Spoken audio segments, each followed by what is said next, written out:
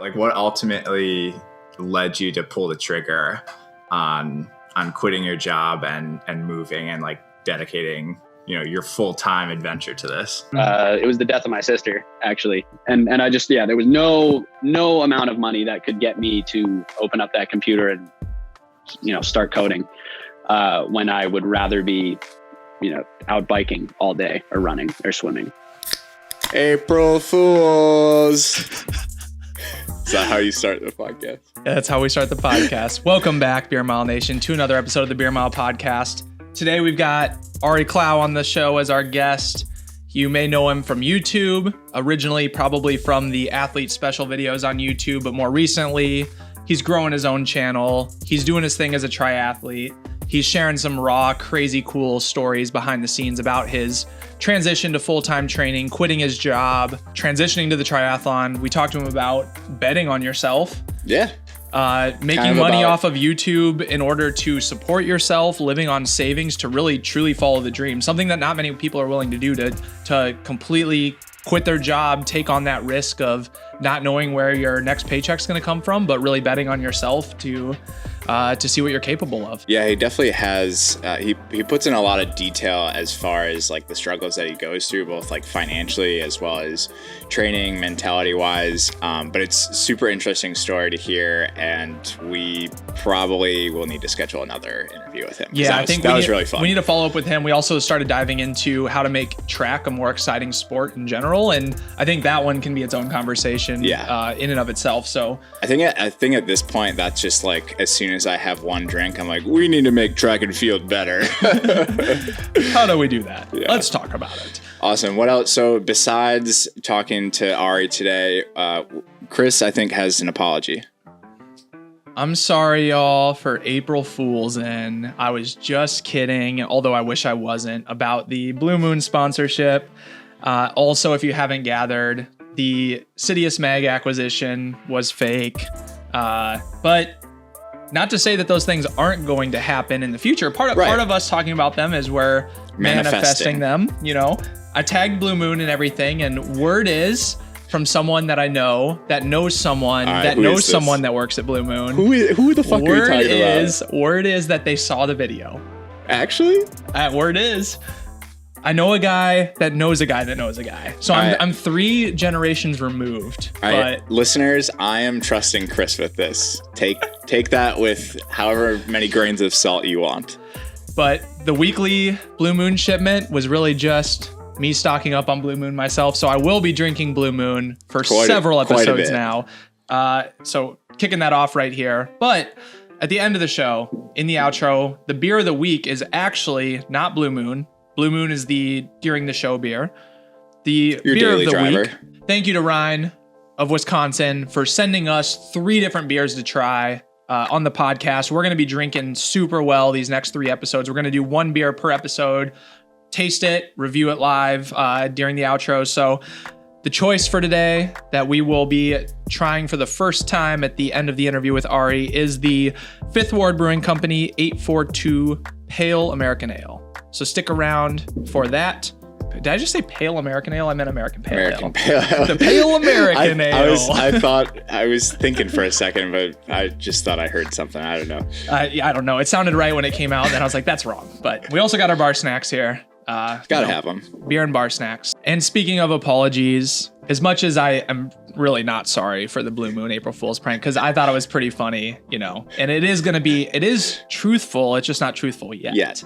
But I understand that a lot of people fell for it. So my apology for that is I'm going to give away on out of my wallet, not out of Adam's wallet, out of my wallet. I'll be watching. I'm going to give away extra swag than we would have given away. So every week we do giveaways for people who rate the podcast 5 stars and give it a review on Apple Podcasts. And then you just screenshot it and DM it to us on Instagram, Beer Mile Media. We had so many people send us reviews this week. Really appreciate that. And all of them had like the insider trading info from the podcast. So. All about loving your mom.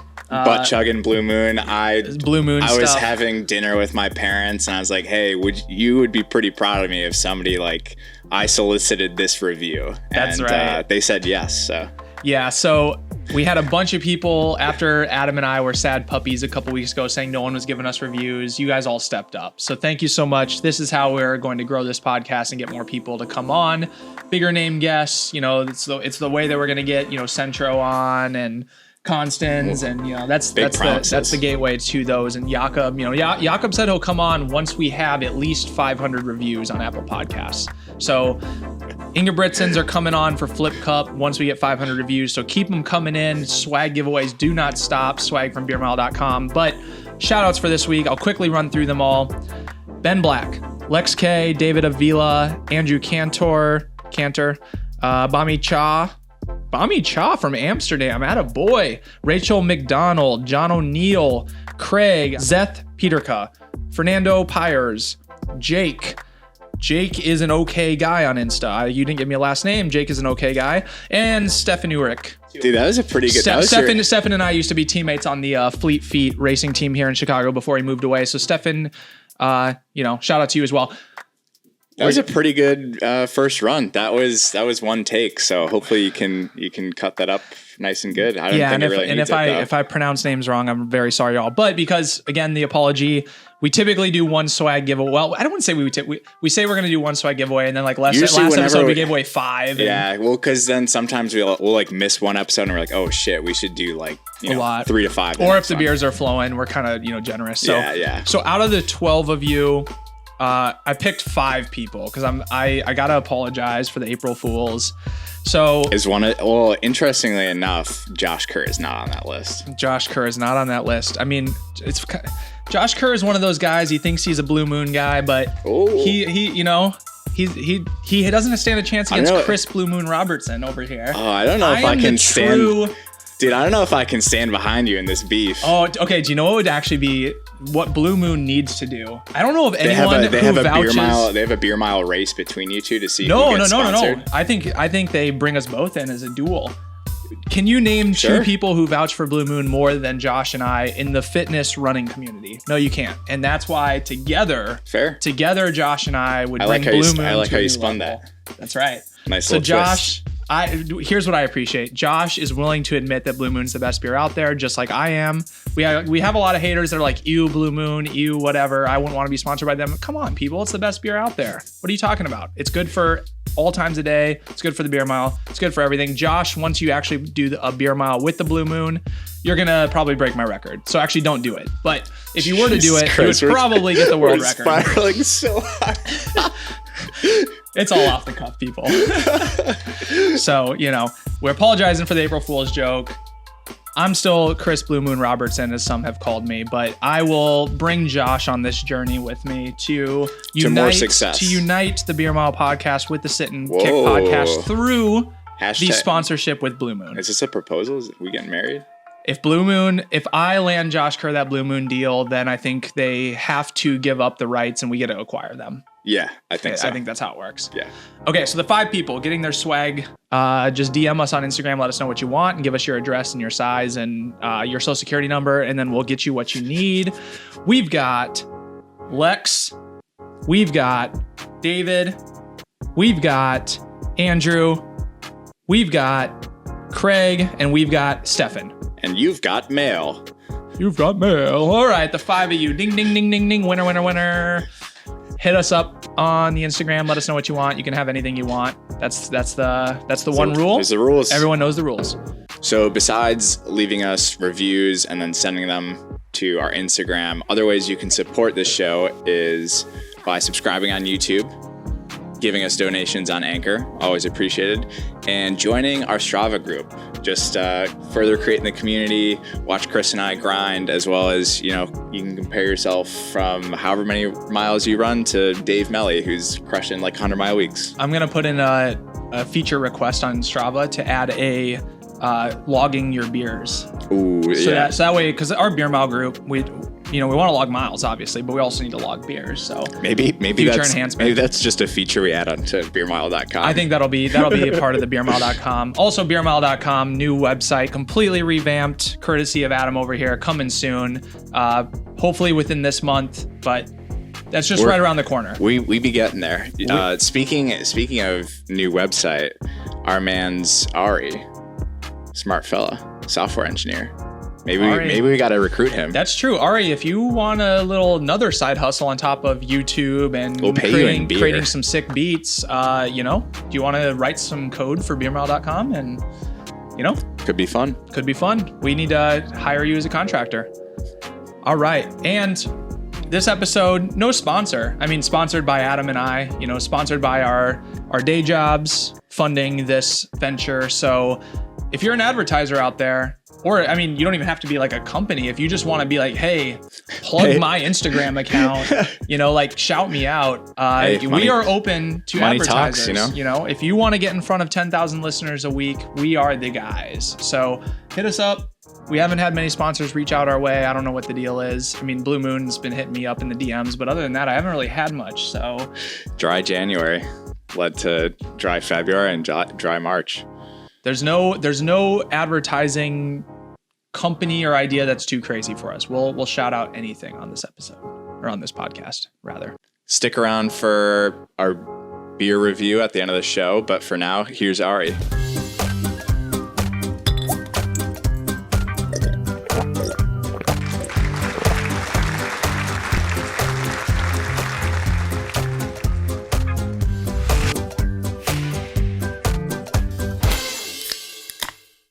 You got like a nice. Are you using a webcam or what? It like blurs I the am background. using. Looks So nice. I got no.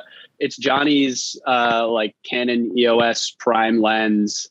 So I was like, I'm doing this podcast, man. Which, by the way, you guys are the first podcast I've ever been on. So Wow, really? That's thank you. Well, dude, for a while I was like, man, what the hell? I got like 6,000, 7,000 subscribers. Like, I think I'm doing some crazy shit. Why has no one invited me on a fucking podcast? That's so finally, you guys came out. And I was like, all right. It's like I feel validated now. Glad to be a part of that. Yeah, but so Johnny was like, "Oh man, you can't use a webcam. You got to connect. Download this software so you can use my camera." So we got the camera that we film with.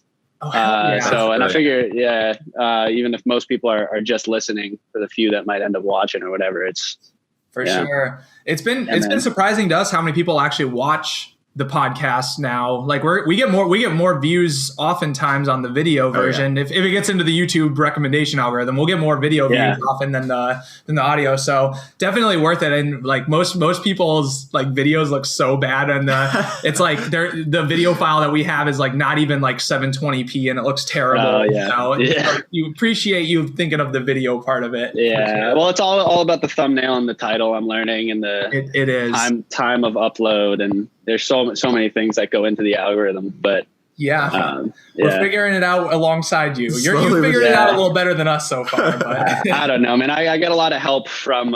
It's interesting because, like, I obviously started. I moved to Boulder with Spencer, got a lot of exposure on Instagram and YouTube that way. Because I was just like working out with him every day. I was in every video, living with him for like 6 months. So when I started the channel, and he bumped it, which is like, he didn't have to do that. And it's basically has made my life what it is right now. Just like his, like, here, look at my friend, look at his YouTube channel. I got to like 4,000 or 5,000 subscribers, just like that, just because he's so big and he was bumping it. And now, then it slowed down, and now I'm here with Lionel in a completely different space, like out of running YouTube and into triathlon YouTube. And Lionel's got like 200,000 followers on Instagram, almost 120K on YouTube. Like, he's the like triathlon YouTuber. So it's like I went from the running YouTuber in my mind, Spencer is like top of the top, to like the triathlon YouTuber, just siphoning clout wherever I can. That's a good model. Exactly. So it's it's been like, I guess the startup has not been like, I don't know, look at someone like Westfly or Spencer when he was doing it by himself. It's like, you're grinding, and slowly new people come, versus I've had this like amazing bump, just through the generosity of the people that I've been training with, who are more than willing to give me that exposure. While we're diving right into it, so curious from the YouTube standpoint, like did you foresee that being like a transition and wanting it to be like your, I guess, full-time thing, or like your way of earning revenue? Was that in your mind like back when you were in workouts with Spencer, or were you like totally content at that time to just like, I'm going to be in his videos, whatever, we'll see what happens? Yeah, no, that's what I wanted, was to like be a part of the athlete special and add an element to it that that it didn't have. So like I wanted to make beats for his video. I think there were episodes over the summer where people would comment and be like, Ari, like, just go out and start your own YouTube channel. I was like, no, I'm here with Spencer all the way. And at that point I was doing everything that he was doing. So I didn't even, the thought never crossed my mind, because if I were to make a YouTube channel, it would just be exactly what he was doing. So I was like, well, I'm going to upload, or Spencer's going to upload whatever, let's say like a 5 mile tempo. And then I'm going to upload the same 5 mile tempo, and it's going to be the same footage, the same splits. Like that's just, it's not good for either of us. So the idea only really started to cross my mind when I got this injury in October, and I was just biking. All I was doing was biking, and I wasn't people were commenting on Spencer's videos like, where's Ari? Or he sometimes just have a clip of me, I don't know, just like looking bad, hating my job. And I'm like, yeah, I don't run anymore. So once I really started biking and doing my own thing, that's when I was like, okay, maybe it kind of makes sense for me to make my own channel. And then maybe at a certain point I can start getting ad revenue, and that's an avenue for me to quit my job. Yeah. So what came first, the idea to start your YouTube or the transition to the triathlon?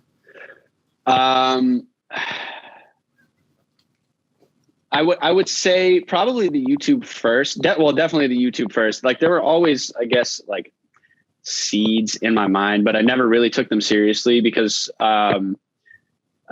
for what initially I was just like, I'm all in on running. I want to be a pro runner. And this is like, the only way to do this is to just like have it be this singular focus. And this is all I'm going to think about for the next decade. And this job that I'm working is only to support my dreams of being a pro runner. And so even when I started biking, I bought this bike trainer, it was getting rainy in Seattle, and I was like, well, I need to do something. So I'm going to buy this bike trainer, and I'm going to get on Zwift, and I'm just going to bike every single day. And slowly build the running back up. Cause it was one of the worst injuries I had ever had. I couldn't really walk for a couple of weeks. And actually, coincidentally, Spencer has the exact same injury right now. I don't know if I'm supposed to he'll probably say something about that on YouTube, but he just got an MRI. So like exact same injury, that caused me to start biking.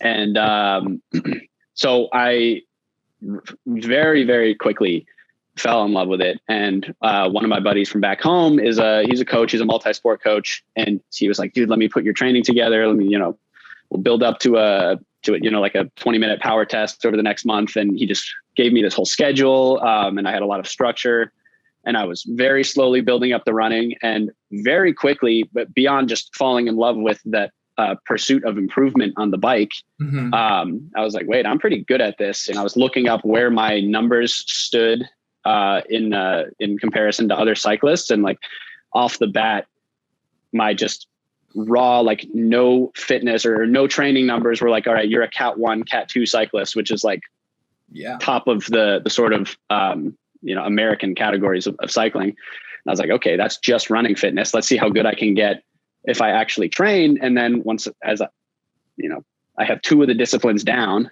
and just looking like, how fast do triathletes run? What are triathletes' power numbers? Like, oh shit, I am just as good as these guys, except I can't swim. So initially, I was definitely like, okay, I want to keep getting better at biking, but mostly just because I like biking and because it works for running. If I go to triathlon, I'm giving up on distance running, and that's not the type of person I am. And then that all changed when Morgan Pearson started just absolutely ripping on these dudes on triathlon training. And I was like, oh, I actually can do this. I can do this, and I'm not giving up on running, and I can continue to get better at running.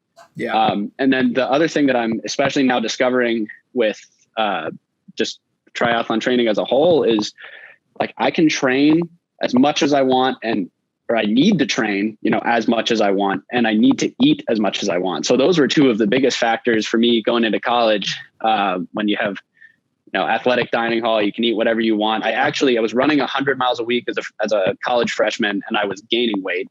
And that's the other thing. I was like, okay, well, I want to be the best, so I need to run 100 miles a week as soon as I get to college. And that wasn't the best idea. I was just like injured for sort of 2 years straight, but I always had this, like, I need to train more. I need to do more. And I wasn't really listening to the people around me who were like, dude, just chill. It's all about long-term development. And so now I'm in a sport where you just have to train all day. And so I never have this feeling of like, oh, I'm being lazy. I need to go train more because I've already done 3 sessions that day. And I never get to the end of the day feeling like I didn't train enough. Yesterday, there was no pool for me to swim at. So I kind of got to the end of the day. I was just like, fuck, like I didn't, all I did was a, 80-minute run in 90-degree heat today. I didn't do enough. But so it's like, it's great to sort of be in a sport where I can do as much as I want. But I guess that was a long-winded answer for YouTube. Started as just biking. And then I started the channel and people were like, you got to do tries. You got to do tries. Yeah. And so eventually I was just like, oh, maybe I can start swimming. But I think the big issue was Seattle. There were so many lockdowns for COVID that I just was not able to find a place to swim. And even when we went to Albuquerque, I was able to swim like twice a week, which I didn't really get that much better. So now I'm swimming pretty much every day and I'm like feeling the improvements of the first month and finally training like a triathlete. That's a good transition to like what ultimately led you to pull the trigger on quitting your job and moving and like dedicating, your full-time adventure to this. This is a tough answer, but, and again, I'm like, no questions here are off limits. I try to be a pretty open book here. And I think I think a lot of my viewers value that, but it was the death of my sister, actually. So initially I was going to go down to part-time at my job. And then when she passed away, I didn't work for like 2 weeks, like at all for a week, maybe 2 weeks. And then I sort of started getting on meetings to help transition projects over because it was sort of assumed I would come back part-time and maybe take on some other projects. But what I was working on was definitely like full-time work. Mm-hmm. And my manager was, he gave me some tasks to do. And I was like, yeah, I can do those. And then it would like a week would go by and he's like, hey, do you get started on these? And I was like, no, man, I didn't. Like I opened up the computer once and said, fuck this. I'm not doing this. And he said, hey man, I want to help you get back on the saddle if that's what you want. That was verbatim his message. And when I saw that, I was like, oh yeah, no, I don't want this.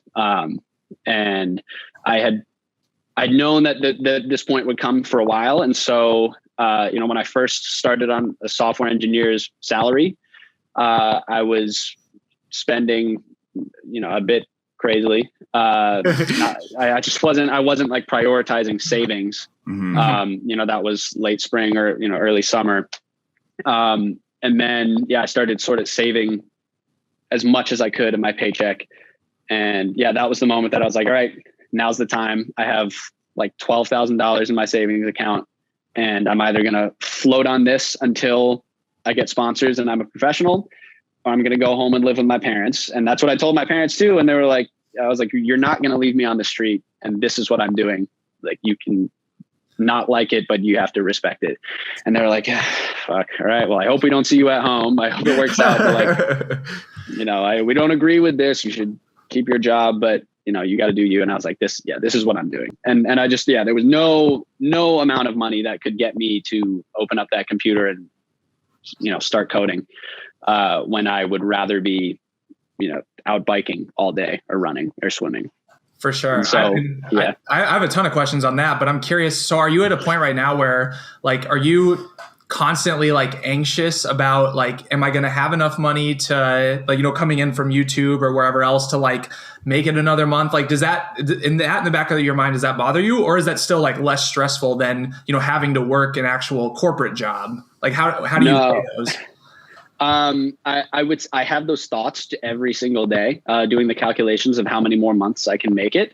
But it is not a source of anxiety at all because, this is a decision that I made. And the worst case scenario is not so bad. again, worst case scenario, if I run out of money tomorrow, I move back to Connecticut in my parents' house, and I still have a YouTube with over 10,000 subscribers now. Mm-hmm. I can still make videos, and I can, I guess, get another software engineering job if I need to. That is worst case scenario, honestly. Yeah. But again, the scenario where I run out of money is not like this life-threatening thing to me, so I'm not scared of it, and I'm just trying to like live every day, trying to be a YouTuber, trying to bring in money. So I do think about what are my expenses going to be this month and what's my cash flow going to be like, but it's not a source of anxiety because I'm spending as little as I can, so I'm sort of controlling what I can control there. And so whatever comes in and the number of months or years that I end up stretching that are what they are. So I guess it's just controlling what I can control. Which is, something people say in running a lot, in racing and training and just in life in general is, just control what you can control. And that's what I'm doing. So, I have just about no anxiety about, how long am I going to make this last? That's a refreshing perspective for sure. Cause I think, most people in your situation would be super nervous constantly. And it is it's just like a societal norm that like you need to have like a standard corporate job, and if you go off in a different way, it's like it's weird. It's like especially like our parents' generation, that it's just like it didn't exist when they were our age, so they don't understand that is a potential path. And so there's always that like fleeing to safety and avoiding the risk and saying I don't know if I can do it, but in reality you can live off a lot less than what most people do. Most people the more you make, the more you end up spending, when in reality, you don't really need to do that if you don't want to. Yeah, no, and that's one of the great things that I'm so grateful to have Johnny around, because he's like big business background, and he's always reading sort of like entrepreneurial books and listening to podcasts like Grant Cardone kind of stuff. And he's just like telling me like how I have assets that are not liquid, but what I have is so valuable. And that, so what, I guess one example is I used to eat a Kodiak cake every morning, just like a big fat Kodiak cake. And I would talk about it in my videos. Yep. Like I'm having a Kodiak cake. Guess what I'm having for breakfast is a Kodiak cake. And I was just complaining to him a bit like, oh, why is Kodiak cake not sponsoring me? How do I get a Kodiak cake sponsorship? How are they going to, send me free shit? And he was like, dude, if you get sponsored by Kodiak cakes, you are getting 1% of what you're actually worth, versus if you go and you make your own protein pancake and you like it and you eat it every morning and you can authentically tell your audience, right, this is a good product. This is a good product. You should buy it. Then that's where you get like 100% of what you're worth. And so those are things that I'm thinking about, being an entrepreneur, being like a content creator. I have value that is not, it's not liquid cash right now, but like I want to start a protein pancake company because that's something I already make this mix every morning at this point. I have my, it's called a Strug cake, Strug Pro cake. We're settling on the name, but here we go. Something that reflects that unsponsored, trying to chase the professional dream. Sure. It's like, I have one every morning. So that's something I think about a lot, is that like I could be getting a paycheck every month, but then, I'm paying rent every month. And as my paycheck increases, I'm like, well, maybe I want to get a nicer apartment or a nicer house or a nicer car. And all these expenses start adding up, and you save the same amount or less, right, versus like start a business or have some sort of scalable asset that just makes money for you. These are almost platitudes that Johnny tells me. I wouldn't say I like completely understand them yet, but the concept of like take these risks, and at a certain point they might pay off and you may never have to work again. Definitely. And it's no secret that triathlon is an expensive sport, probably, if not the most expensive sport, it's up there for sure. So, I guess maybe you've had some good fortune in like knowing who you know and being able to, use equipment and all that sort of stuff. I'm curious, like, do you see that as like a limitation at all to you growing in the sport of triathlon, is the money side of things? Or do you think you'll be fine based on YouTube and what you got going to be able to support? Because it seems like that may be, and I guess maybe a room for debate. Do you think triathlon is probably your main sport going forward? Or do you think running still has that potential? Yeah. So I'm completely 100% all in on triathlon. Okay. And again, I had this like worry in the back of my head of, am I giving up on distance running? But I am in love with the sport of cycling, and I am really starting to like swimming and trying to become a really good swimmer. It's not like something I resent as being sort of a part of the sport that I have to be good at. And so I know I have to be, to achieve my goals in triathlon, I still have to be as good of a runner as I can be. And so like in my head, it's like, all right, I still have to be in the next couple of years, a 13:10 5K guy, which is like, that was sort of the number I had in my head of as a runner. Like I want to be a 13:0 5K guy. And, if I can hit that at my peak, I can retire happy. Yeah. That kind of thing. And not that the number is super important. It's more so, did I do everything I could to get there? And that's sort of the number I think I can hit, but I still need to be that good of a runner to be this sort of triathlete that I think I can be. So it's not like I'm letting up at all, but yeah, so I am completely all in on triathlon. And a lot of that is because I think I can be a way better triathlete than a runner that I could have been. And it's like, you look at guys like the guy, like I'm never going to run 12:35 in the 5K. Right. But right. I look at the best triathletes in the world right now. I look at least from a swimming and or from a biking and running perspective, I'm like, I'm as good or better than you right now. I obviously the swimming has a long way to go. And I don't know if I'll ever reach that point where I can stay with those guys in the swim, where it would matter how good I am on the bike or the run. But yeah, I just look at the guys who are the best in the sport and I'm like, okay, well, if I can get to this level for swimming, then I can be one of the best in the world. And so that's just not something I have thought about running in a long time. And so it's, I guess it is a little bit refreshing, but I wouldn't say it makes me any more motivated. Like I just need to be training all day. And if it was still just running, I think I would be happy, but it's nice to know that if I do this right, I can be among the best in the world. And, so regarding running versus triathlon, it's definitely triathlon going forward. And in terms of equipment in my head, I have this like absurd, like brash self-confidence that I will empty my bank account to get the necessary equipment, like the cheapest possible for one race. And then when I do that one race, I will destroy it and sponsors will just come in. And that's all I need. Like, so it's like a one-time investment. But that is a reality of the sport is, so this bike behind me is, it is 26 pounds. And to give you like a bike that you would race on is, 17, 16, some are even lighter than that.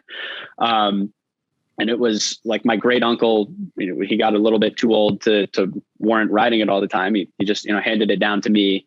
And it's a bike built for comfort, the comfort of an 85-year-old man, I'll say. It's not built for performance at all. Like I cannot race on this bike.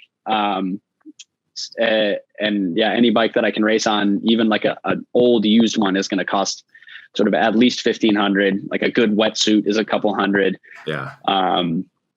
There's so many things that I will have to buy. But again, I see that as I just have to buy these things once, and I can probably buy the cheapest one, and I'll prove how good I am, and then I can.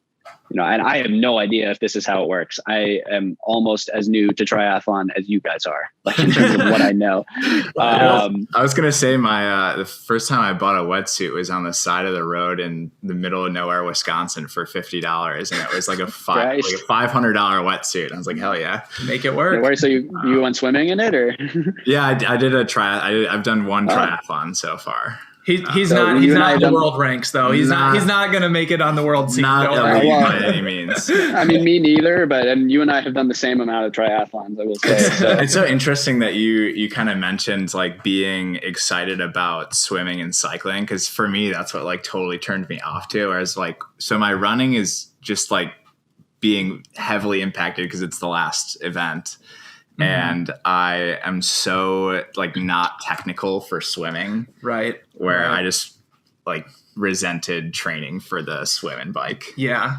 And that's the good thing, like in your situation where the swimming is such a small percentage of the total time in a triathlon, that if you're going to, I guess maybe you have a different perspective now that you're kind of on the inside of like, how important is the swim? Like obviously you don't want to be gapped way out the back up front and then have to catch up. But if you're going to be really good at something, the biking is something you have to be really good at, because you're going to be on the saddle for quite a while during the race. Aerobically, you're obviously there, and swimming is, I would argue, like the most technical part of it. So you probably have the most room to grow or like potential there. For sure. Yeah.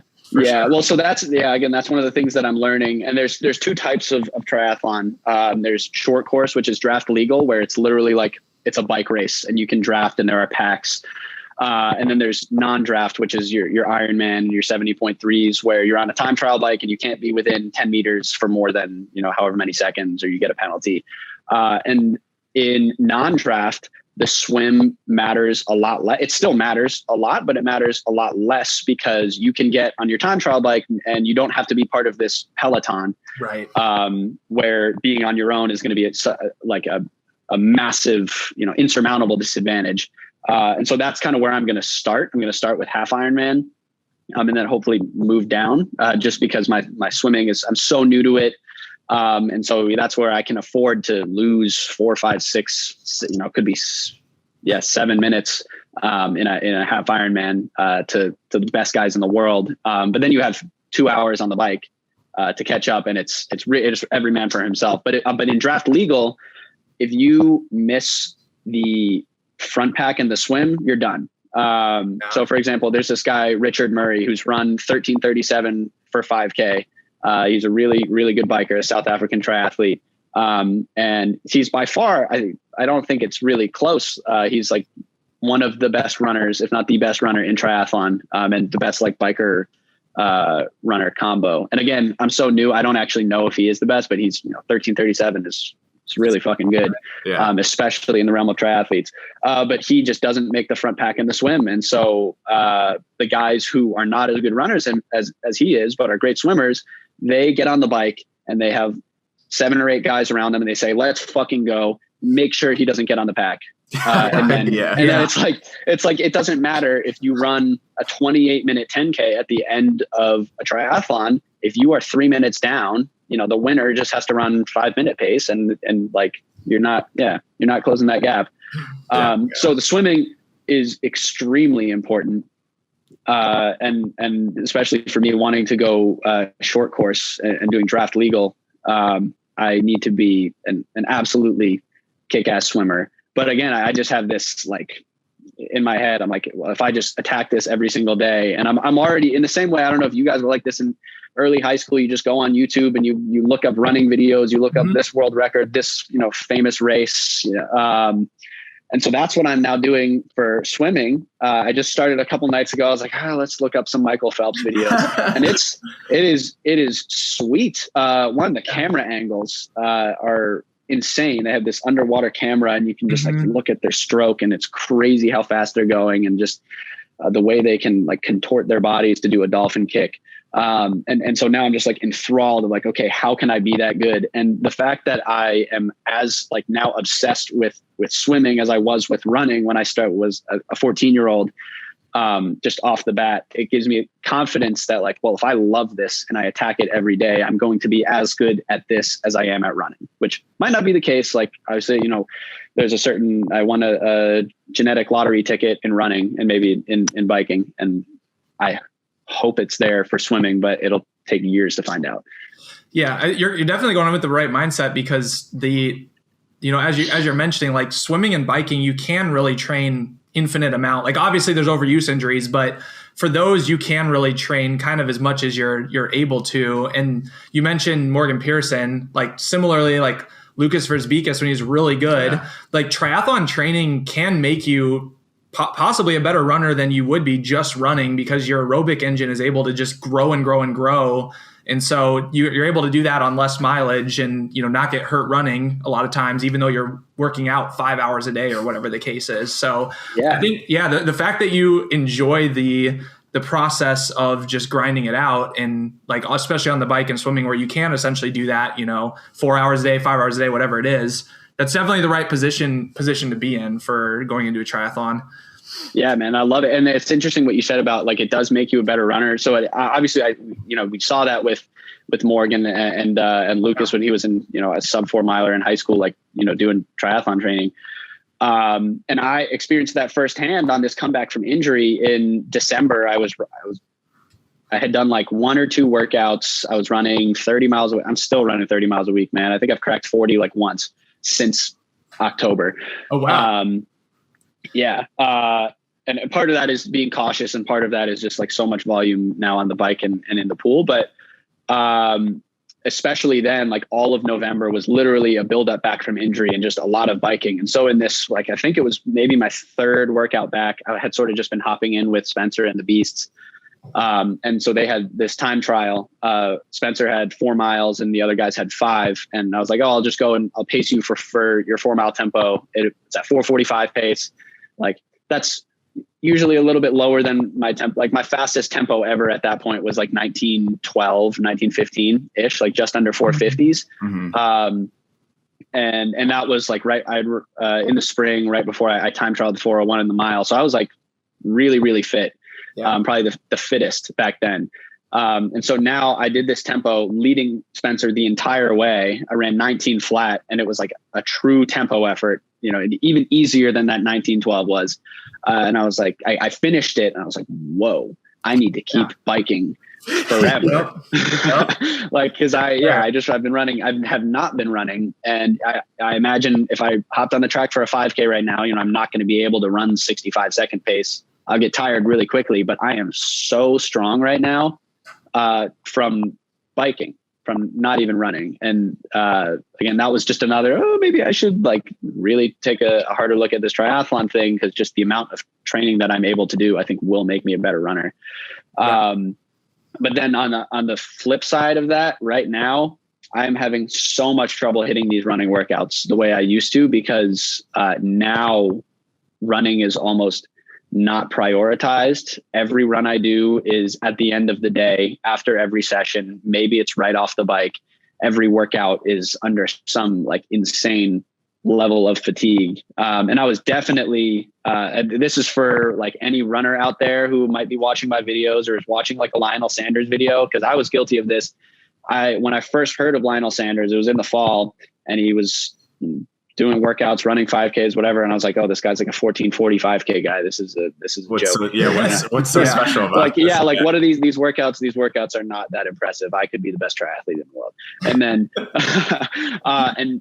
he destroyed me on Friday. I could not hang with him for his workout. Granted, it was 90 degrees. He definitely has this heat acclimatized, and I was not. But the other thing is, we both went into this workout very fatigued, and he has been doing that for years. So he can just be really, really tired and do this workout. And the workout was 5K, 3K at 5:05s.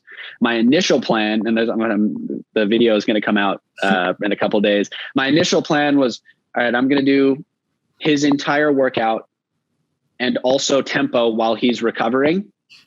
So it's going to be, it'll be a 15K tempo at 5:05 pace, which honestly, like when I was back, in only running, that was my bread and butter. I could do, an 8 mile tempo in 40 minutes or 40-20 ish, without really dipping into the tank at all.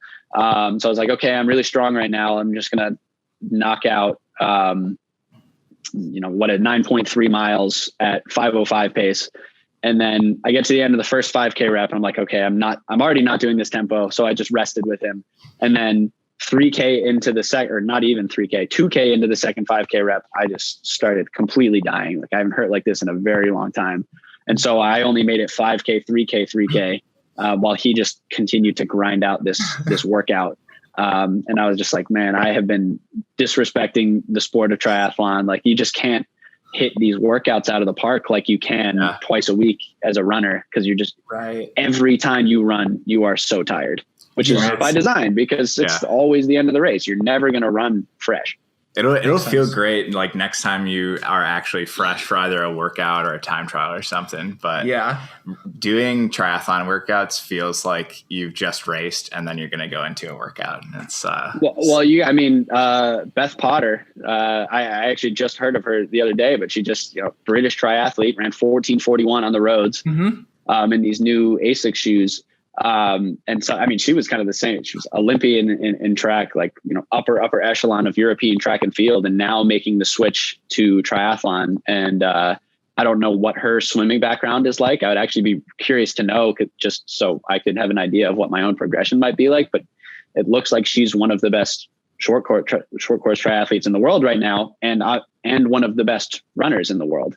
Like, she just set a world record in the road 5K. So again, that's I'm sure it's maybe been a while for her since she hit a workout fresh, and like she hits a road 5K, fresh legs, and crushes it. World record. Yeah, it's crazy. Yeah, definitely. This might come off a little savage, and it's not intended to at all. But I'm curious. You mentioned like Spencer Brown, and obviously he has the deal with the Brooks Beast. I'm curious because like I guess I don't know PR for PR against him. Like, you're as fast, if not faster. I don't know if he has quicker PRs in the shorter distances than you do, but he does. Yeah, he does. Okay, so from that standpoint, like kind of in your situation, like, you're not quite fast enough just in running to get like a pro deal in the traditional sense, but like Spencer was able to get that partly because he has such a huge following on YouTube, on Instagram, and so he's like very marketable, and also he'd be ultimately a pro runner. You're an entertainer. You're helping the market to sell gear, all of that, and he's really good at that.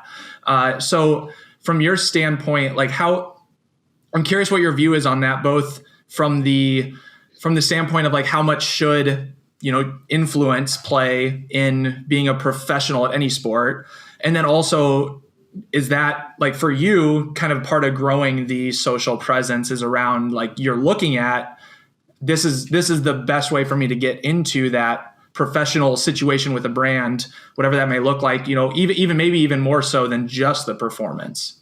Yeah. So I'll preface this with Spencer Brown is a professional caliber runner. I know he ran 149, 359 in college.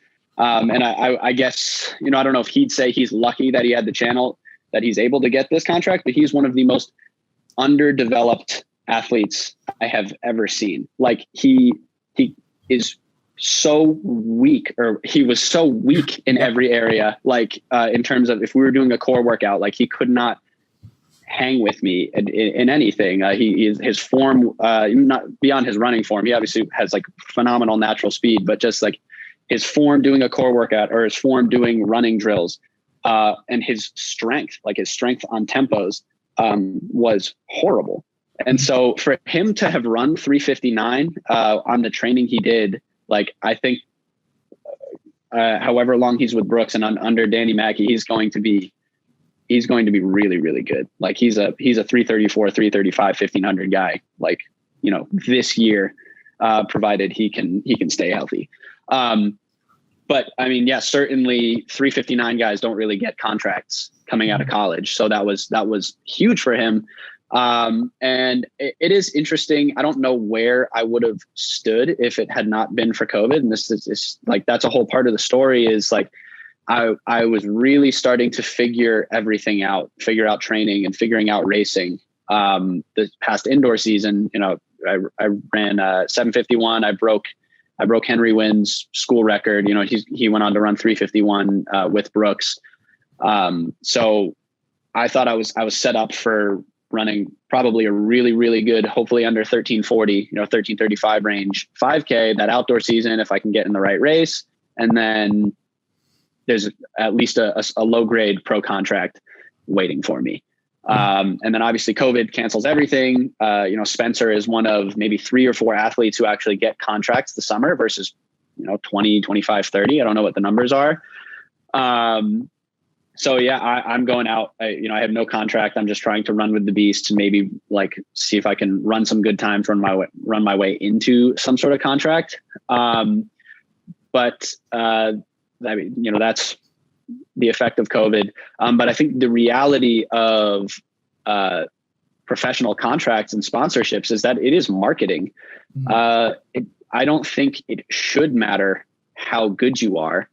It matters how marketable you are. If I'm like a shoe company or I'm a sponsor, like if you are the fastest guy in the world, but you have no social media presence and you're completely inaccessible, unless you're like Galen Rupp level and everyone knows your name because you're breaking some record every other week. How are you like returning their investment? And I think a lot of people really dislike that, but I think that's just the game. And I think it's extremely limiting where like running versus other sports that have leagues. Other sports have leagues where you are protected by being signed from the team. And if you're an NBA player, you're an NFL player, you get a shoe contract on the side and they can drop you and it doesn't matter because you have a contract with this team. So runners are so bound by these shoe companies that have like complete control over their lives, and you can't run professionally pretty much unless you have a shoe contract, essentially because there's no like governing body or league that is supporting the athletes. Right. And so that's just the reality of the situation is if you don't have some overarching entity, you have to be marketable if you want sports marketing teams to like give you free stuff and pay you to market their products. And so, yeah, I definitely hope that me being, having a larger social media presence helps sponsors come on board. But yeah, I mean, that's just the name of the game. But I mean, that's almost secondary. Like the thing, my North Star is every day I wake up and I need to get better at like, I'm not driven by getting money in the sport at all. I'm driven by like I want to maximize my potential. But in order to maximize my potential, I need to be able to do this every day. And to be able to do this every day, I need other people supporting me. Or I need a big enough following on YouTube that I can support myself off of ad revenue. So being a marketable athlete is a huge part of me being able to do what I want to do. Yeah, there's so many like running purists and let's runners that are like so against this idea that it's like all about your times, and unless you have the top times, you shouldn't be sponsored as a pro athlete. And it is like totally missing the purpose of, I guess, sponsoring a pro runner from a brand standpoint it is all about selling more product. And if you're paying someone who doesn't help you do that because they're not front and center in front of the audience every day, then it is kind of pointless. But it's always crazy to me how many people like talk shit about someone getting a pro deal. Like, oh, he's only a 359 guy. This 357 guy didn't get a deal. It's right. Like, but that's not the only consideration. Like there's so many other considerations. And it's great that you pointed out as well, like in Spencer's case, the natural ability. And I know he's always been a super low mileage guy, all these things. So the ceiling is way higher versus someone who's cranked out 100 miles a week for 10 years and is running, maybe a few seconds faster, but the ceiling isn't there. So no, it's all a great perspective. I'm definitely with you, but it's always wild to me, the number of critics. And of course it's always people that probably are super slow and, whatever. They're just jealous, they're jealous of whatever, but I think to me, it is. Yeah. I think to me it's the same conversation as like times versus like actual competition and racing. It's like, yeah, times are one thing, world records exist, but like nobody watches. Yeah, like it's exciting to see a world record get broken, but like if you're just watching people run 3:35 over and over and over again for a 15, it's like not that exciting. It's about the competition, the storylines, that's what makes it entertaining versus that's why YouTube is so big. Right. Not many people care or can appreciate like if you watch a 338 or a 332, you can't really tell the difference. You don't really like, to the average person, they don't know what that means. But if you can say that person won this race or whatever, that person works full time and is able to compete at the, pro stage, like those things are the stories that actually mean something and are relatable versus just a concrete time. And I think that is a really interesting point. Now we can talk about the shoes and think what my personal opinion on the shoes, just like looking at different types of races, is that if it's a straight time trial on the track and you don't have Dragonflies or Vicks, like you're screwed. But if it is a championship style race, it goes out slow and it's whoever has the best kick, it almost doesn't matter what shoes you're wearing. And I think it's not going to matter anyway in a couple of years. And this is just like from coming over from having gotten into cycling, there were carbon bikes and there were aero carbon bikes and just like certain technologies that some companies figured out first. And it may have provided some ridiculous advantage for a couple months or a couple years before the other companies got on board. And now it doesn't matter what bike you have. It really just matters how good of a bike rider you are, as long as you have, a carbon bike with good gears. Yeah. And the same goes also for swimming too. Yeah. And there's no, it's all just racing. There's no, I don't watch too much track cycling. It's all, I watch, it's all road cycling, and it's just a race. It's just who won the race. And the times vary so much based on what the peloton decides to do, or what certain teams decide to do, and what the weather was like on the day. All that matters is who won the race. And so like, I wouldn't care if there's a track race that, if the Diamond League had no pacers, and it's just who is the savviest racer, who wins the most times when it's every man for himself. And your raw power, your raw fitness doesn't, or your shoes don't factor into it as much. Yeah. It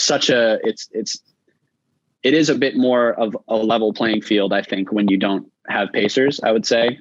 Obviously it doesn't help people who are really good at running fast, but like, if you're really good at running fast, you should probably do it from the front. You look at someone like Centro, if the Diamond League had no pacers, he'd probably be like a lot more than an Olympic champ right now. He would be winning Diamond Leagues left and right. For sure. And yeah, it is just really interesting to watch. Like, I don't think slow races are boring. It's something you'll see in cycling, where you have a breakaway that, they get to the last K of the race and they know that the peloton is not going to catch them. And so they just start like soft pedaling, waiting for whoever's going to sprint first. And it becomes this like ridiculous tactical affair, and they're going so slow. Like, it's just so interesting to watch. Cause it's like essentially whoever goes last is going to win, but maybe you can sneak something and nobody can catch your wheel. It's just such an interesting and I would say well-marketed sport compared to running, where you have 332 races, every week, and it's a pacer. It's kind of the same thing. Right.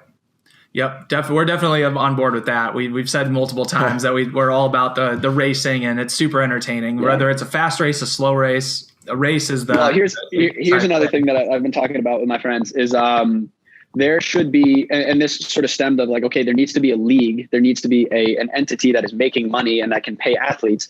And the initial idea is, okay, let's get 10 athletes signed to the league, and it costs $1 million. You pay them each $100,000, so you can compete you can get the best athletes and compete with what they would be getting paid. Mm-hmm. And you say, okay, here's 10 athletes. All of you 10 are going to race at these 4 events, and we'll make it so it doesn't interrupt your championship cycle. And it's not just like a straight 5K, 1500, 3K, whatever. Let's say one race it's 3 by mile with 2 minutes rest. That would be so interesting to watch. Yeah. And it's scored. So you get 10 points for first, 1 point for last, and cumulative points or cumulative time at the end wins. And it's like, you can be tied going into the last mile, and you need to run this, or you need to place this going into it. Like, that would be, and they do that in triathlon. I just watched this thing on YouTube. It's called Super League Triathlon, where it's 3 really short. It's a pool, treadmill, and stationary bike. And it's 3 races in quick succession. It's like a 200-meter swim, a 4K bike, and a 1K run. And they switch up the order, and it's 10 points for first, 1 point for last. And it's just like, you do 3 races in quick succession, and it's so interesting to watch, because like, who's going to fatigue going into the last one? And I just think it would be crazy to see like Jakob Ingebrigtsen go like 4 flat, 356, 353, for 3 mile repeats with like 3 minutes rest, and just like having people competition lose their season. fucking mind. Yeah. I think that would add like a missing dynamic to the sport of running, because like so many others, like the PGA Tour has a few events like that where it's not just straight up you're golfing 18 holes. There's like they throw in a few like mix in events, and I just think it would add to like the storyline of the overall meet or competition. Oh, you need that story to follow over weeks, like exactly, and track it, because right now every single race is basically like, if someone does poorly, who cares? Because all that matters is the Olympics. And so it's like, so then why even watch this until the Olympic trials? Who cares? Yeah. Exactly. And I think that's the wrong storyline to put out there, versus exactly like you're saying. It's like these people there's so much strategy involved in racing an unknown distance each week, or racing like different varieties of like it's intervals, or it's a straight out race, or like there's so many cool things you can do with it. But it also hurts athletes, and I think if you look at the sports where the Olympics is the pinnacle of the sport, those are sports where athletes don't get treated well. Yeah. Yep. Sorry, I got to change the camera. Camera died. I guess we're on. Oh no! All right. It's over. Yeah. So those are yeah, we're good. Those are sports where the athletes don't get paid a lot. The athletes don't get treated well. Which track and field. Wrestling, track and field, swimming, wrestling versus let's look at soccer. Nobody gives a shit about the Olympics. Like Leo Messi has won he's won gold medal in the Olympics, and like it's still considered that he hasn't won an international title with Argentina because the Olympics don't matter.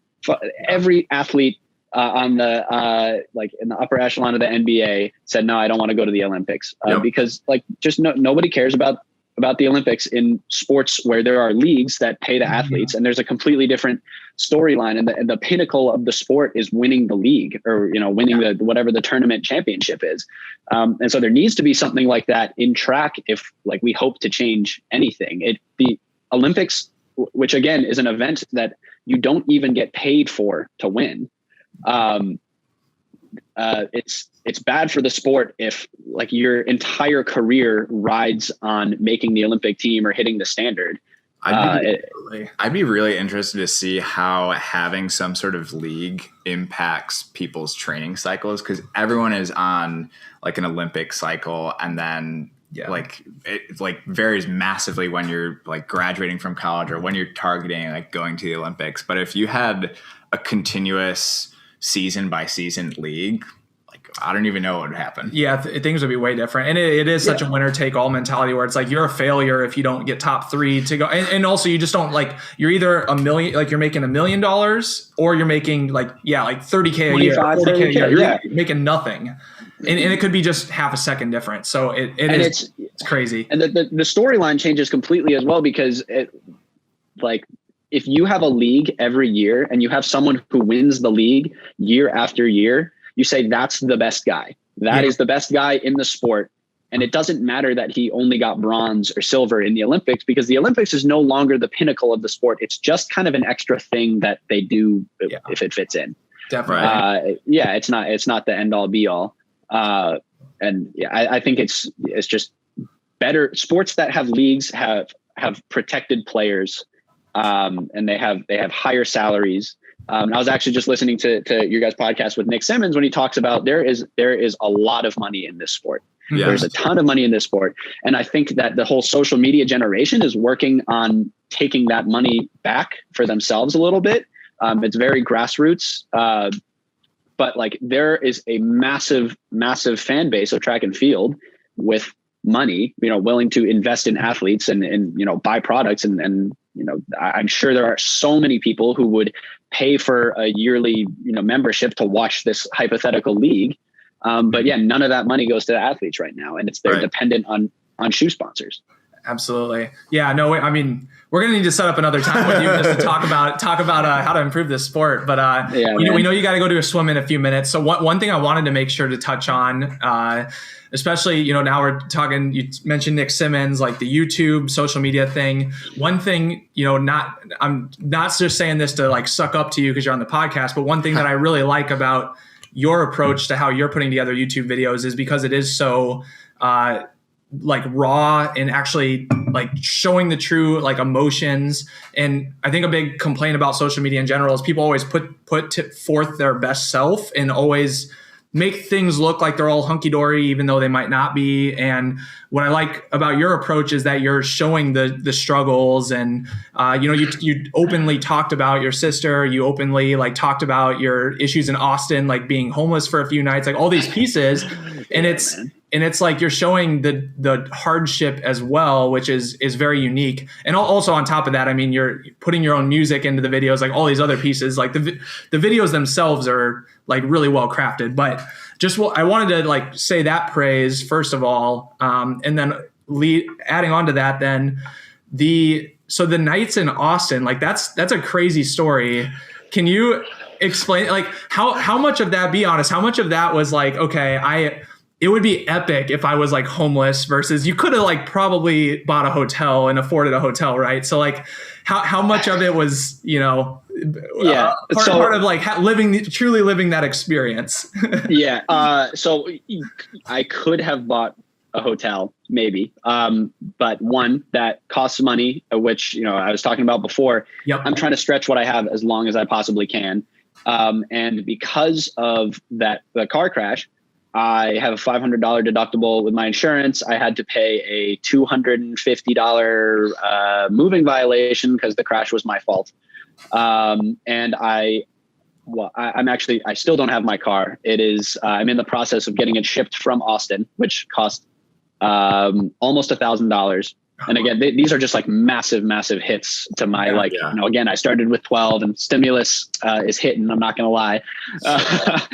Definitely that helps. And the tax refunds have really been helping. But yeah, so like however much, $100 a night or whatever it was to get a hotel, which one would only cover my sleeping. Mm-hmm. Whereas the sleeping in a hammock was actually not that bad. It's warm in Texas. I had my sleeping bag. I really like sleeping in a hammock. It was more so the day to day of like, where am I going to cook? We would just like basically camp out at patios, like coffee shops all day, charge our laptops, make videos, whatever. Yeah. But yeah, so none of that was like, oh, this would be epic to put on YouTube. But as it was unfolding, I was like, okay, well, I have to put this on YouTube. Yeah. Like I filmed as I crashed my car and it was getting towed. I was like, all right, I cannot believe what just happened. But I need to like document it. I need to tell everyone.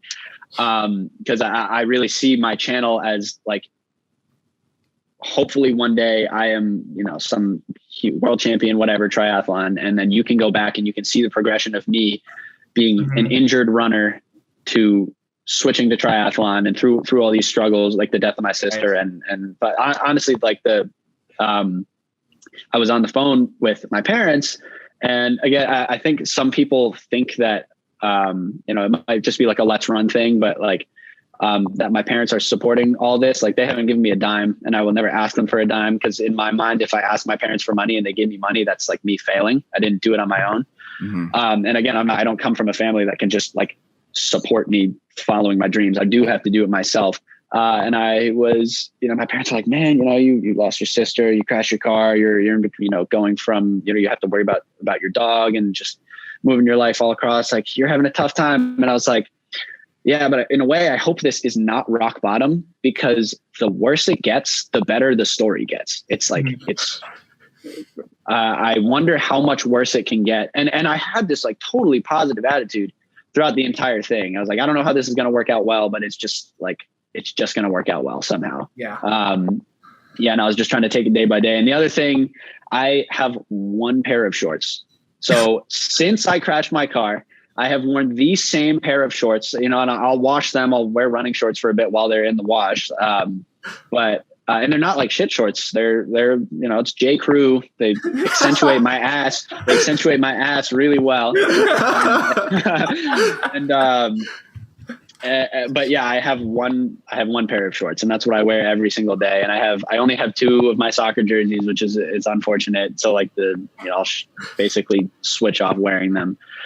But I mean, I guess, yeah, thank you for, saying that about the channel, but that is my entire sort of perspective of like, I need to tell people what's actually going on. Cause I would watch YouTubers and like, I felt that was missing. And so one thing I was saying to Johnny is like, man, you need to film me more. Like, why don't you just film everything? He's like, well, I'm afraid if I am always breaking out the camera that our interactions will become too inauthentic. And I was like, dude, I don't change anything when there's a camera there. I just talk to the person behind the camera. Would happen. Yeah. Like you're just getting like all the unfiltered shit. Yeah, exactly. Yeah, exactly. I don't change what I say at all when I'm on camera. And it's funny. I'll get DMs where people are like, I love your channel. It's so refreshing. Like, it's almost backhanded because people are like, yeah, you always see the pro runners, everything, they have everything figured out for them. All they have to do is train. It's nice to see someone struggle. Yeah. And I'm like, well, it's like a weird thing to say, but all comes back to the struggle. It's true because it's more relatable. It's like everyone goes through struggle. So it's not as much fun to just see this person who like gets 2 massages a day and all these free like, that's not like, of course they're going to run fast if that's your full-time thing and you don't have to worry about all these other issues. So I definitely understand where that's coming from. And if I have one recommendation for you, I want to see more footage of you making beats. Like I want to see more behind that process. Cause I think that's also crazy. Just appreciating like how much work goes into making a video, but then also like adding in that component of it where you're not just making videos and training, of course, but you're also the music side of things. Like that's crazy. That's like a lot of pieces that you're working on simultaneously. Well, I guess, yeah. So I don't know when this is, when you guys are going to drop this, but it's Monday right now. And I think tomorrow I actually have a beat session filmed and that I'm going to upload. It's me like it's just like I set a timer for 10 minutes and I was like, okay, 10 minutes. I'm just going to make a beat. And so I had a GoPro on. So you see me like doing doing everything on Logic and playing the keyboard. And then I had my buddy Nolan just like getting shots with the camera.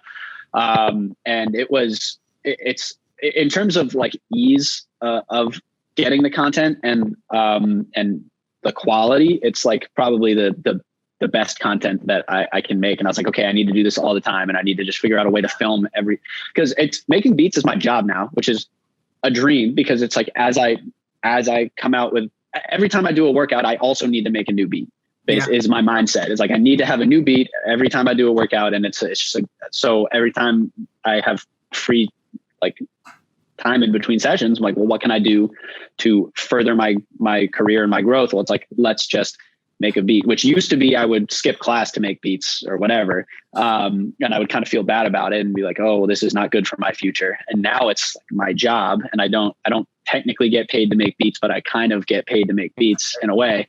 And so, people have asked like, what's your process like? And so now I'm just going to start hopefully filming it a lot. And that's just like easy content that I can put out. Awesome. And I kind of think it's not going to do that well. Which that doesn't really push me in any direction. Like when I started uploading bike videos, nobody watched them because it was a full running audience. One guy even commented, it got flagged on YouTube. He said, no one gives a fuck about your stupid fucking biking. And I was like, yeah, no, apparently not. But that's fine. Like I do. And I like the way it looks. I'm going to upload it. The easiest content to make is just doing shit that you enjoy. So might as well. Yeah. So I'm going to upload this tomorrow. So I don't know when you guys are putting this up, but maybe it'll be up on YouTube by that time. For sure. I just need to figure out a thumbnail. All right, people, go back. This will probably drop in a couple days from when it's recorded. So yeah, people go back, look at that video from Ari, and make sure you're subscribed and give him some of that ad money as well. We need to pump up that page. Any other place that folks can support you for training, things like that?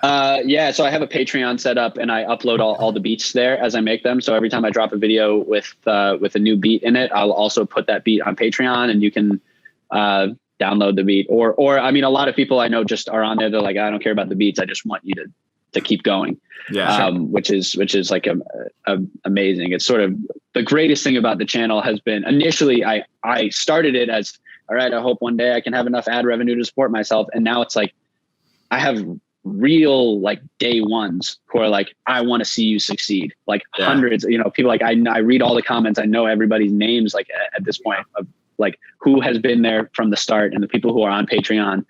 Like it's truly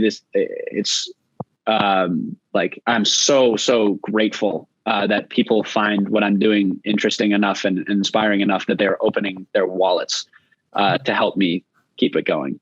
For sure. But yeah, so Patreon, you can get my beats. And I think I'm also going to drop like a beat tape on Spotify. I've just like compiled enough, but that's not there yet, I guess. So that's in the future. But yeah, my Venmo is just at Ari-Clow if anybody cares. Yeah, no, that's great. We'll link to all that. For sure. I'm curious to close out. Where are you racing next? What's the next triathlon? Yeah, so I guess I didn't touch on this at all. It's very early stages, but I do have a coach. I'm sort of like transitioning over to this guy James Peterson. He has a group based in New Hampshire, and he started recruiting me before I had even considered triathlon. He saw my times from college, but he didn't know I had started biking. And it was just this really weird coincidence that he reached out to me. But his group is in New Hampshire. So for a while I was like, dude, I really like it out here. Like, I don't want to move to New Hampshire. But he's a pretty good salesman. So I think, next stop is I'm going to go to New Hampshire for sort of like a training camp with him and his group, learn how to ride a time trial bike. And, I'm going to do the rough plan, is, USA Triathlon age group nationals as like sort of my, debut. And then probably Ironman 70.3 Maine at the end of August. So like, I still have a lot of training to do, but hopefully August is when I'll start really racing a bunch. Heck yeah. Where are the age group national? Is that? It's somewhere, I feel like in the Midwest or Northern Midwest. I'm actually not sure. 2 years ago.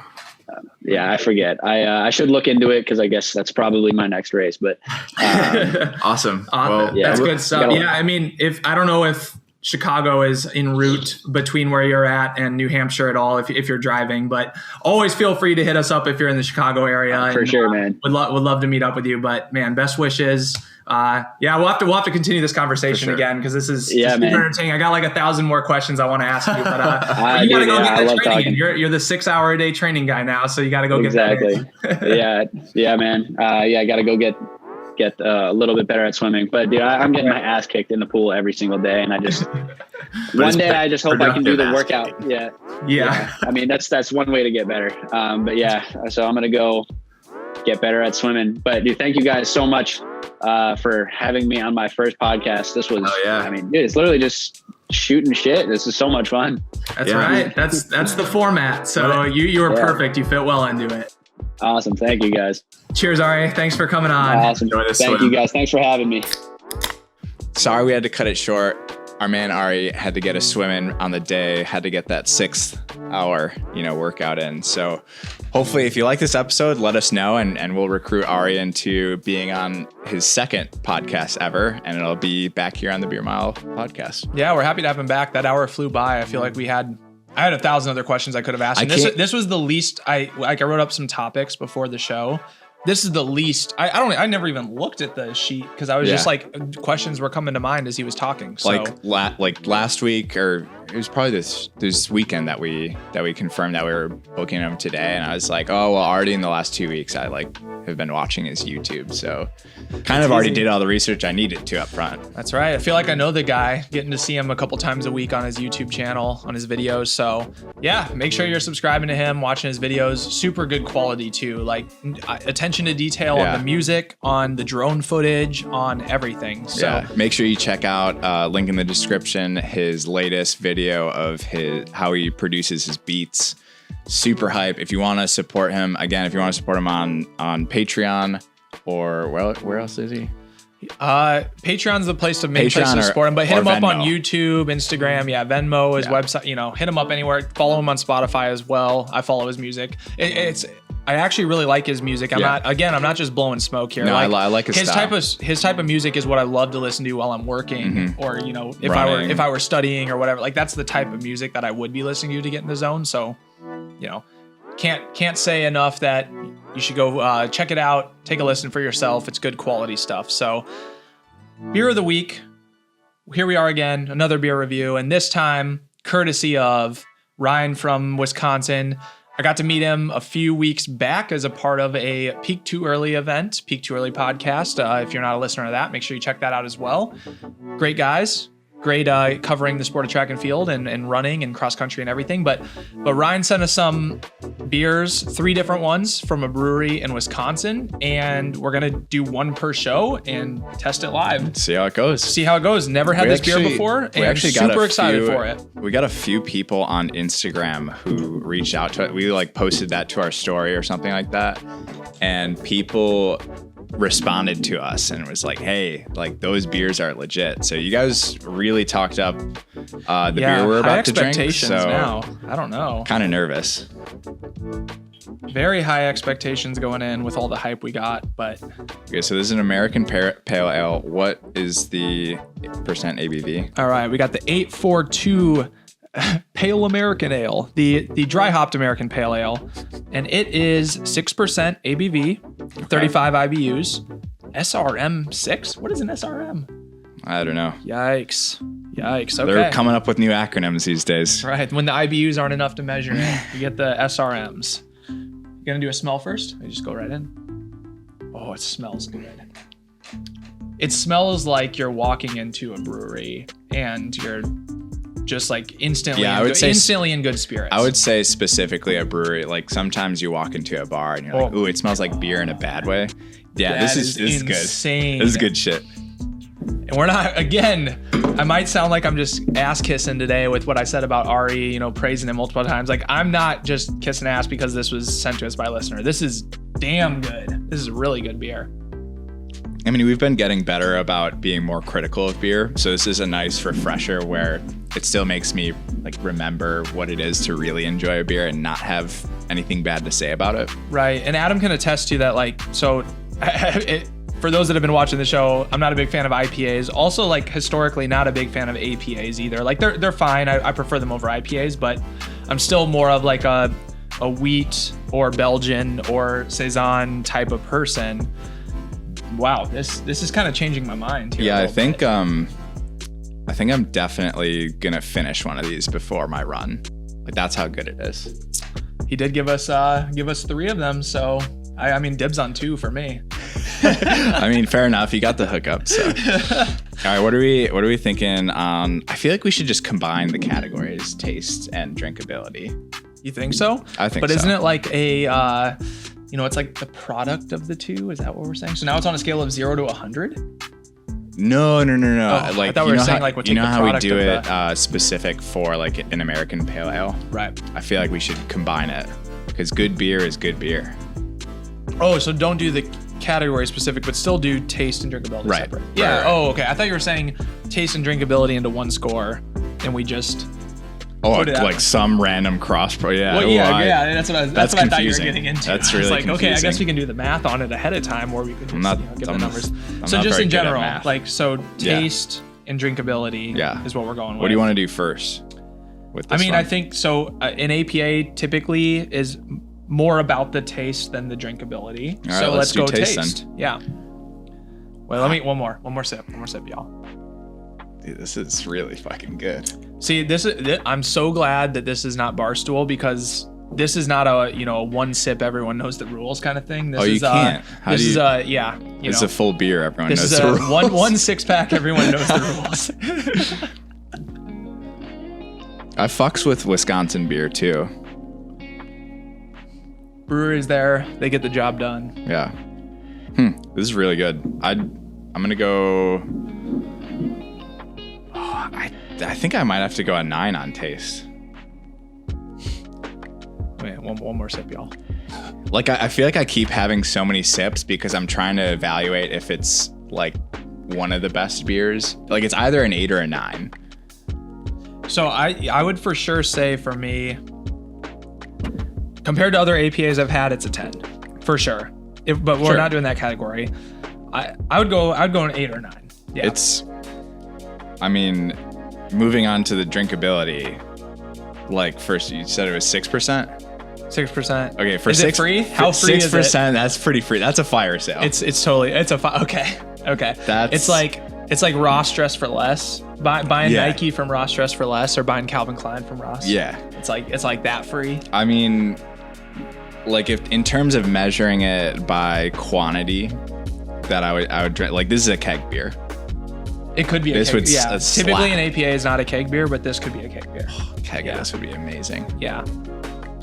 For sure. I could play Pong with this. I could play some Rage Cage, Boom Cup, It whatever feels you like it has call some sort of versatility to it. Like we're just sipping on it right now, and that's cool and fine. But I feel like you could rage with this for sure, and it wouldn't.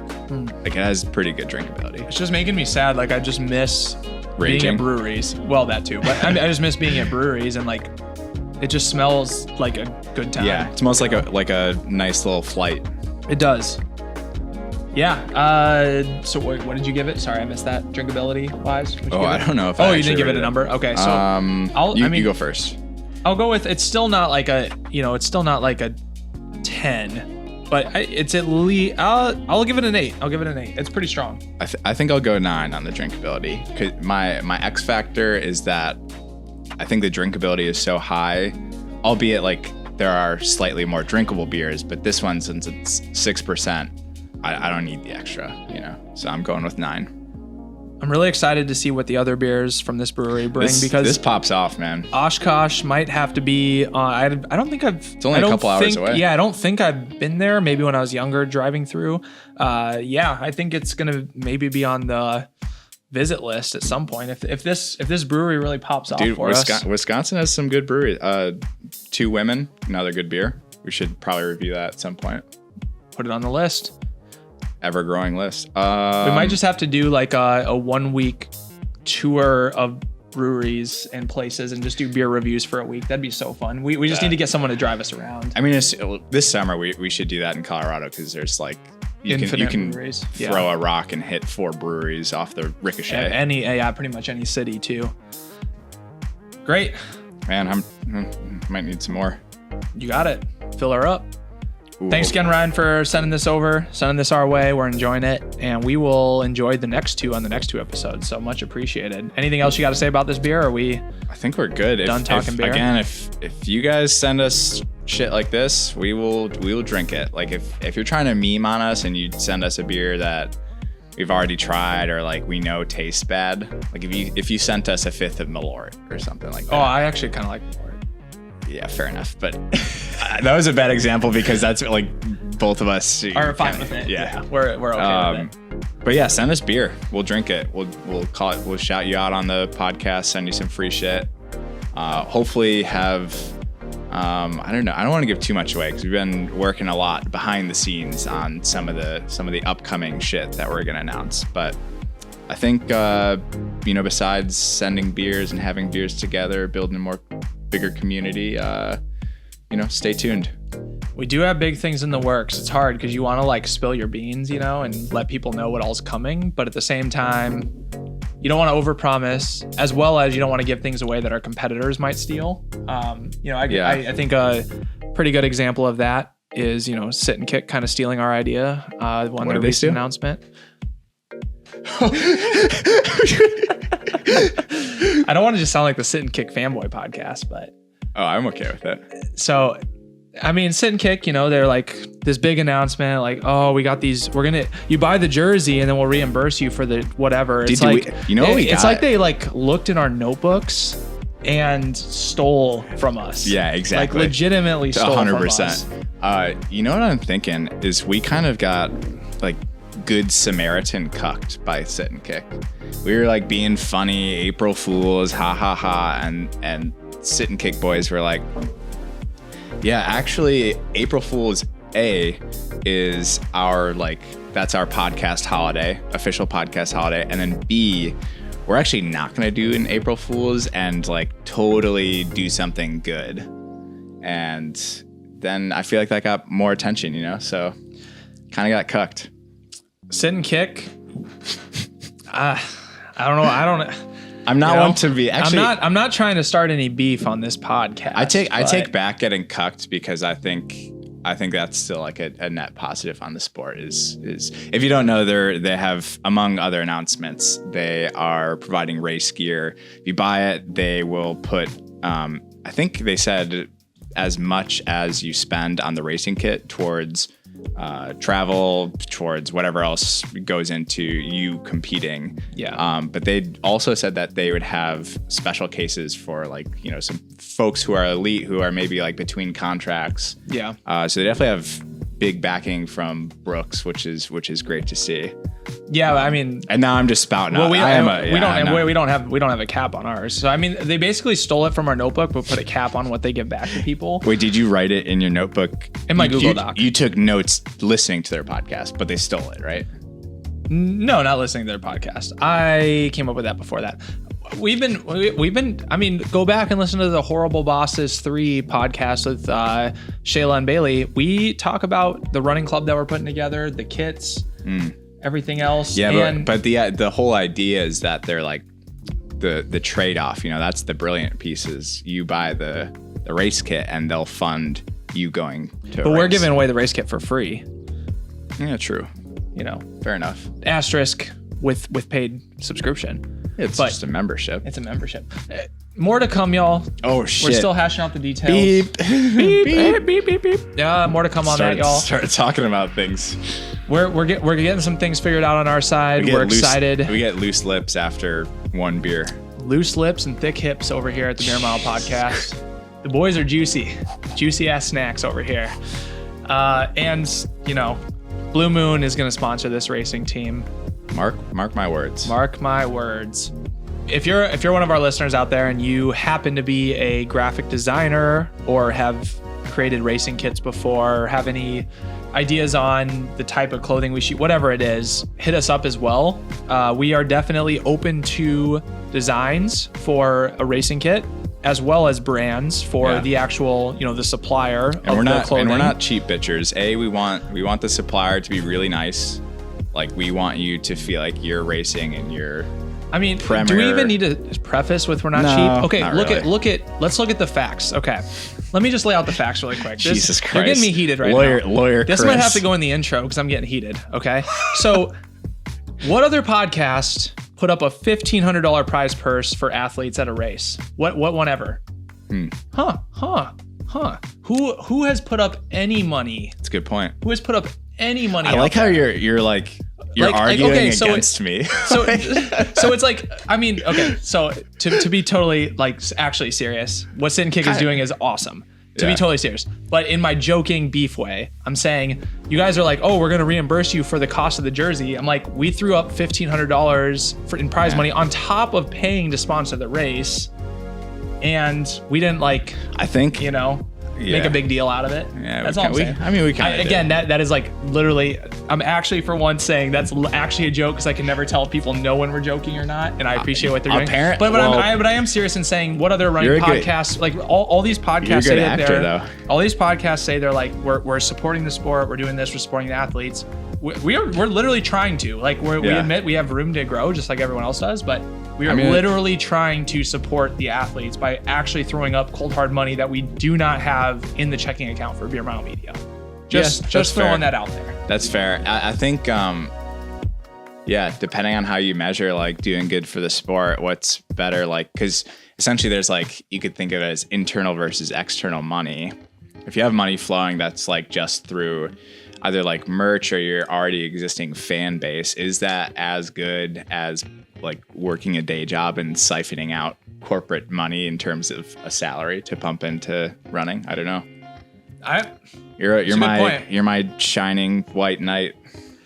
I mean, that is a good point. I don't know. Like, is the ideal business model for helping with track to make a bunch of money in an actual job that you can repurpose, or is it to find a way to make money within the sport that gets repurposed? That's the long play. Is making Within the sport large enough to where it doesn't matter. But right now, I feel like it's hard to do because, I mean, part of the problem, you know, I mean, I don't know, there's no secret that like not many people, like specific people within the running world, either athletes or media or whatever, they don't make like a ton of money. It's not like a super lucrative thing. Like the CEO of Tracktown or Nike or whatever, USATF, yes, lucrative, but that's a few people in the world. So at this point, yeah, it is higher paying to be in a different industry and then repurpose the money. For sure. But the idea would be that there would be a way to aggregate, like crowdsource, whatever it is, money to be able to be repurposed. Or just brands, like big brands, just believing in it enough, having the right format where they're getting a return on their investment for sponsoring a series, a league, whatever I think the league, kind of what we talked with Ari today, is a great start. What I was actually, and we'll probably have another podcast that's dedicated solely to this topic, but as I guess this is kind of like your preview into that. I think one of the main issues is like brand exclusivity and, you know, like the Olympic Games, everyone's wearing the Nike USA kit. So really, in order for brands to be able to like bet on themselves and their athletes and like increase what they're putting into the sport, they need to be able to do that in the first place, which is lacking. But here come Adam and Chris on the horse and carriage, bringing you the crystal slipper. It's more like there's a Cinderella version, and then there's like the pass out drunk in the back of a fucking horse wagon Uber, Chris and Adam. That's actually reality. And we have like a little sack of gold coins from the king. Say hello, here's your sack of gold coin. Jesus Christ. Hey, we'll figure it out. But at least we're getting you the money, you know. We have put up more money than most people have. All these, I'm end of the rant after this. I promise. We got so many people out there complaining. Oh, we need to do this for the sport. We need to do that for the sport. We need to do that for the sport. But is anyone actually willing to pony up their own money? Very rarely. Very rarely. I think there have been. I'm forgetting the name. I actually have their names written down on the sheet of all the things that I was like writing. I was like brainstorming about this topic. But a few high-profile athletes, either like current or former, have put up their own money on, like in terms of building a purse. For sure. What else is it? Also, for us, I think a lot of people think that we're just like gazillionaires. No, they don't. Come on. No, dude. People think that we make a lot of money. Well, I mean, we do make a lot of money compared to people in the running world. Yeah. But I mean, like in terms of in terms of percent income over the year, like sponsoring a race for $1,500 isn't like free for us comparatively. Oh, I see what you're saying. Percentage wise. Like people think like as Beer Mile Media, we bring in money. Is that what you're saying? Dude, people think, well, Beer Mile Media and you and I personally are like extraordinarily wealthy. I would say like I mean, you got to remember, y'all, that we're 24 and 28. So you know, like even if we do make good money compared to what someone would in the running world, like we're young, we got time, we got to build up, you know. We got to do work over the years. The issue is you're getting me like kind of fucking amped. We can put up like on the green screen my student loan number. Well, that's the point too. It's like I could put $1,500 up for like a race because I think it's not like quite a good investment per se, because like technically it's not. Right. But just, I don't know, for like namesake or like to keep the lights on for some of these smaller running events, like fuck it, I'd much rather do that than pay off like $1,000 of my like $60,000 in student loans. That is the point. So like, just because you have a high salary doesn't necessarily mean you have a lot of disposable income, because that was my point. That was my point in saying we're young is like, you have like, so in your case, student loan debt, like mortgage payments, you know, like there's expenses. So it's like, if you made our salary when we're 40, sure, like you have a lot of disposable income because ideally at that point you don't have debt, but like when you're young, you typically have debt. And so that was my point in saying we're young, and that just because your salary number may be high and it looks like you're like able to throw bags around. I mean, we are crushing it. Let's be honest. We're crushing it. But but it's not like we have like endless cash flow to just throw around. Well, yeah. I mean, if we did, then we would sponsor every single race. Of course. If we're I mean, that's the goal. I mean, to have some big money and just be able to be like, no, like I'm buying this race. That's like, I guess that's like half the point of the rant is like if we're this like driven into like putting money into the sport, imagine what we would do if we actually had money. Like real big money. That's kind of crazy. I mean, not if, it's when. Yeah, well, because we're obviously like compared to some like brand CEOs and other people who are in more lucrative spots of the running industry, we're not keeping a whole lot for ourselves. I mean, Beer Mile Media, not even close to profitable. We got a little ways to go, y'all. Maybe in like 5 years. But also we do, some tailwinds for us. Like a lot of CEOs, we don't have 2 families. We don't have 6 houses. Oh. We don't have 6 cars. Five baby mamas. We don't have that. We got some tailwinds that are helping us. If I have to buy a second car, I'm gonna be upset. You're like, man, why did I sponsor a race? Is getting wild. I could have fucking just made my down payment instead of sponsoring another race. Man, but I'll probably do it again. If you made it this far, because this is deep, we are deep in the bone zone at this point. In that 5-star Apple review, the topic is financial bone zone. Yeah, how about the topic is something financial related. So just give us a stock pick. That's the review for this week. Ooh. Like your 5-star Apple review or your comment. If you're on YouTube, just comment below. Just give us what is the investment. What's your ticker? Let's put $1,000 into something that by next year is hopefully at like 5,000, so that we can have a bigger prize purse for the sport. So give us what that. It doesn't have to be it's like literally any investment. Is it art? Is it whatever? If you say NFTs, I was just about to say it could be, but don't say that because we're not doing that. It could be like whatever. Buy this. I don't even know what. Buy these Beanie Babies. Oh, look how well that went. Yeah. Okay. Thanks, Grandma. So actually, I guess in reality, it is just like stocks or crypto. But tell us what we should invest it in. Dogecoin to the moon. Nah. Thanks for listening. All right, I think that's it. Last thing to call out here. So, destination race, if you're looking for one, think about Cody, Wyoming. It's very close to Yellowstone. And I know the race director for a number of races there. It's the Run Cody. So, runCodyY.com. So, RUNCODY. And then, Wyoming's abbreviation is WY. Well, WY instead of just Y. Well, yeah, that's true. I said it like it looks like. RunCodyWY.com. They have 10K half marathon, as well as, though, in the summer, in July, they have a beer mile. Oh, hell yeah. And this is a great place to hit up for destination race. A lot of people are into the Disney World, half marathon, all these different national park destination races. Run Cody, Wyoming has an amazing location for destination race. Great climate, great weather, great town.